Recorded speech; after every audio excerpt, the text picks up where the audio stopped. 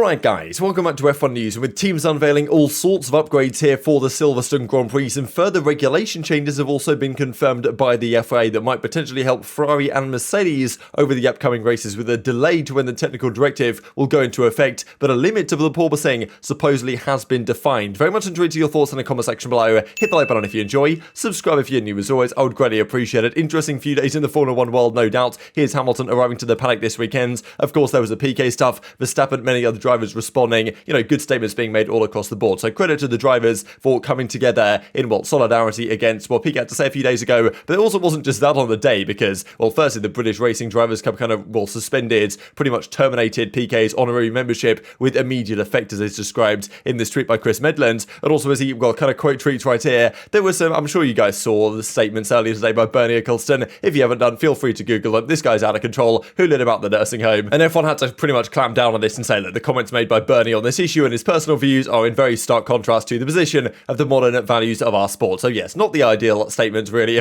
Difficult couple of days for the Formula 1 world, to be honest. But look, still, let's talk about something slightly more positive. Guanyu, after a pretty good debut, I thought, so far this season, I definitely think he deserves more points than he has. There's been a good few races where he's had difficult or unlucky times, or the car just conked out or whatever, classic Ferrari power unit, that's costed him some points. But I thought, honestly, he's done a really good job this season. In qualifying, he's been obviously pretty comprehensively outdone by Bottas, as you'd expect, a great qualifier by Bottas. But in terms of race pace, Joe's been very close to him in the last few races, even outplaced him a couple of times. So I've been impressed by Joe so far this year. Apparently he's going to stay on next year as well, which I think is good news all across the board, because certainly think he deserves at least one more season in that seat. Now, of course, many teams unveiling what their rear wing setups kind of look like for this weekend. Medium downforce generally is what some of the teams are going to go for here. We've got the Alpine, we've got, of course, the Ferrari Red Bull, and then the Mercedes on the bottom left-hand side. Of course, another couple of shots going around the park from Albert Fabrega as well. Now, this is the Alpine's new side pod design, which is, clearly rather dramatically different. It's not quite a Red Bull, but, it's not quite a kind of pink and blue Red Bull as we might have expected, let's say, the Williams to look like. But yeah, they have made some significant changes right here. So some serious changes to the side pods, some kind of close-ups to the new air cooling and stuff like this. They've also made some further changes towards the back of the car, really kind of narrowing in the rear part of the side pod. So there was a lot of talk actually about this update a few days ago, that they're rather confident that they can deliver additional performance. And of course, right now they're not in fourth in the constructors, but they are rapidly chasing down McLaren for that fourth spot. It seems like the top three are going to be locked in pretty much for the rest of this year. Be very surprising if anything happens at the top three,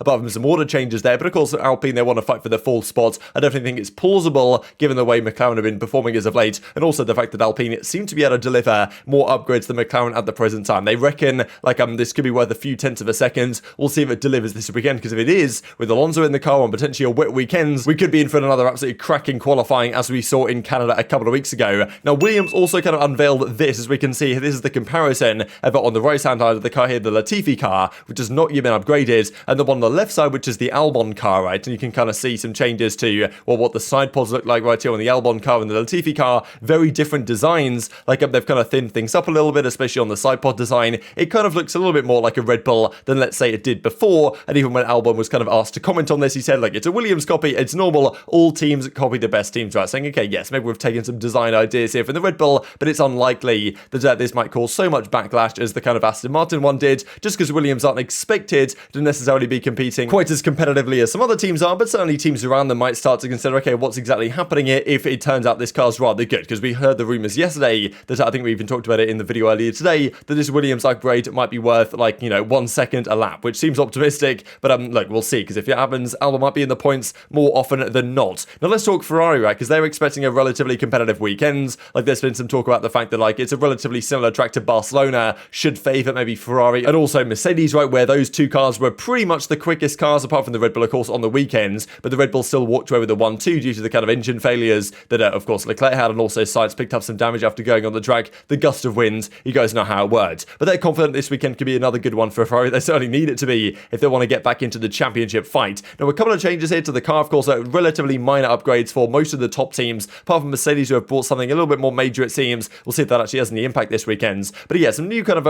claws and flaps here on the wing mirror. So this is kind of an interesting one, because the idea is the mirrors aren't really meant to have any aerodynamic intent, but if you kind of word it in a certain way, that it's kind of it's just there for aesthetics or whatever. I don't really know how they do it, but you can get away with some stuff here, despite the fact that you're really not meant to use the wing mirrors for aerodynamic efficiency. You can still kind of add things to them, I'm pretty sure, and get away with it. So that's what Ferrari have decided to do here. Also, you can kind of note the kind of medium downforce, medium loads, rear wing that I'm pretty sure they trialed out in Canada. They're going to probably bring this time around as well to both their cars. So they're expecting more competitive weekends, and they might be getting favoured by new rule changes here by the FIA, which will allow teams to effectively address more engine reliability concerns this year following these rule changes that were confirmed on Wednesday. So this, I believe, is the case for the rest of the season and beyond. The fact that, well, there are now new rules for power unit changes. Teams will be allowed to swap power units under Parc Fermé for newer versions in their pool without a pit lane start. So usually you can never change power units between effectively qualifying and the race. Now you will be allowed to do that under Parc Fermé. So okay, the engine have to be in the same mode, they have to be the same engine effectively in terms of the way it's set up, but the actual power unit itself can be entirely different. They can swap out power unit 2 for power unit 3 or whatever. Also, the FIA has allowed temporary repairs of power units. So this is rather interesting and especially beneficial potentially to Ferrari, because what they decided to do with Leclerc was give him 2 extra power units to try and go as long as he possibly can with, and allow him to effectively swap between the two. He's now on power unit 4. They also have power unit 5 there in reserve if they need it, and they will get onto it at some point or another. So it raises the question,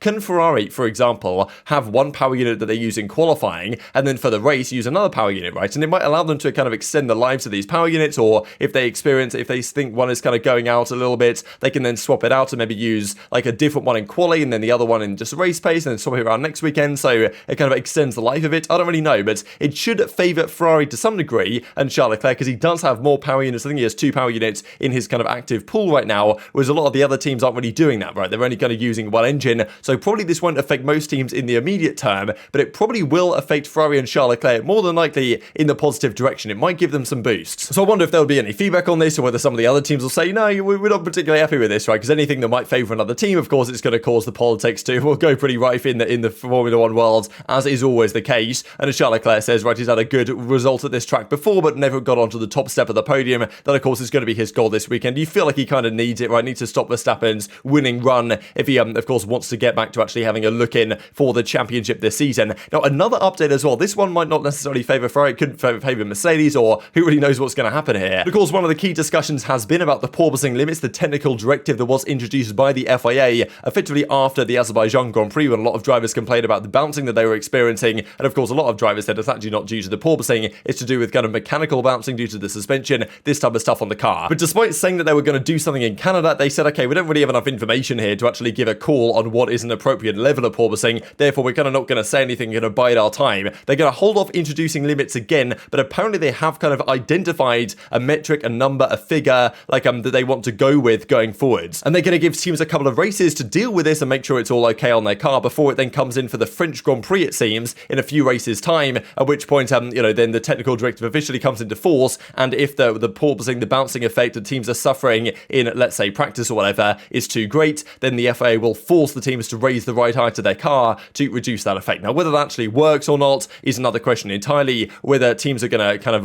debate about this, because Ferrari have said that they don't really think that teams or the FIA should be allowed to tell you how to run your setup on the car, and teams generally aren't particularly happy with the FIA in general right now. So, there's, I'm sure, going to be a lot of debate about this, but the FIA has sent an update of the porpoising technical directive to teams, which outlines how they will measure it. Apparently, according to Albon as well, he says they've defined a metric and limits for the vertical oscillation, so they've got a number in mind, whatever that might be. Of course, the thing is, it depends on, okay, what track are you at? What are the wind conditions? What's the temperature like? What tyre compounds are we running? All these different factors kind of will contribute to what the porpoising effect looks like on the car. So it's tough to say, okay, this is the number, and then you go to a different track, and then the number might be very different in terms of what is acceptable, right? So, there's all these other complications here that the FIA might be getting themselves into a bit of a rabbit hole, to be honest, and not find it so easy to find themselves at the other end, especially as teams start to raise some of these concerns. But they say that they have a number in mind, or whatever that's going to be, and they're going to kind of monitor that, I suppose, the next couple of weekends, Britain, Austria, whatever, and then when they go to the French Grand Prix, then it's going to be, effectively employed for then, and if teams can't comply, then potential penalties, restrictions, or whatever might come into effect, right? So it might give Mercedes, if they are the team suffering the most, a couple of races of time, effectively, to figure this one out. And arguably, from all the talk about when this was first announced, the fact that it was going to favour Red Bull a lot because they weren't really suffering too much, by the time this actually does come into effect, it might be that no team has really been harmed by this at all. But I'm sure we'll see how things go here over the coming days as well. Now, this is also a rather big deal, actually, because tyre warmers this year, there's been a kind of big talking point about tyre warmers and also the temperature of the fuel that teams have had to kind of struggle to deal with. The tyre warmer one was rather interesting, actually. I think I remember it was the Bahrain Grand Prix when Hamilton went out. He was the first guy to go onto the hard tyres. He came out into turn one and just effectively slid off the track because the tyres, obviously, the hard anyway, not much grip on them anyway, but also kind of the tyre warmer, I'm pretty sure they can't have the same kind of the same temperature in the tyre warmers this year than they've had in previous years. Therefore, like the tyres are colder when they come out of the pit lane than they used to be. So you effectively could get more Yuki Tsunoda incidents where you come out of the pit lane and bang it straight into the wall. Now, look, we'll see if that actually happens, but apparently they're going to ban tyre warmers next season, which means that effectively, I'm not exactly sure the reason for this really, or why it's bad that teams can necessarily use this. I'm sure you guys can have your thoughts in the comment section below, but whatever the reason, they're going to get rid of them, which definitely does raise the question as to whether teams are going to find other ways, right? Because just because you prohibit tyre heating devices doesn't mean that teams might find a way to, keep the tyres warmer, right? Let's say, for example, even Craig Scarb was mentioning it, what if you were just to happen to leave the tyres out in the sunshine and okay, get a few extra degrees there before you put them on the car, is that prohibited, right? The teams might do that because a few degrees advantage, that might be significant when it comes to getting traction into the first corner if you're trying to hold off an opponent that's coming out down the main straight or whatever the case might be. There was also some talk as well about the fact that, maybe there's an inconveniently placed or very conveniently placed Archimedes kind of like a mirror prism or whatever exactly these are called, right? You could set up some mirrors or whatever in a certain way such that the tyres actually catch rather a lot of heat despite the fact that it's not really a tyre warming device. So, I'm sure the teams might come up with something here, but definitely one to note as well, because this is how it goes. The FIA comes up with a rule and the teams find ways to get around the rule, which is always how it goes. So, we'll see if that happens going forwards. But just to mention this before we close out the video, then of course Silverstone, we looked at this yesterday, that there's a decent likelihood of potentially some rain coming into play. This is Saturday. Sunday for the race now looks okay, but it's plausible that we get another wet quali on Saturday and potentially practice tomorrow as well. But very much intrigued your thoughts on all this stuff in the comment section below. Hit the like button if you enjoyed, subscribe if you're new as always, take care of yourselves, and I'll see you next time.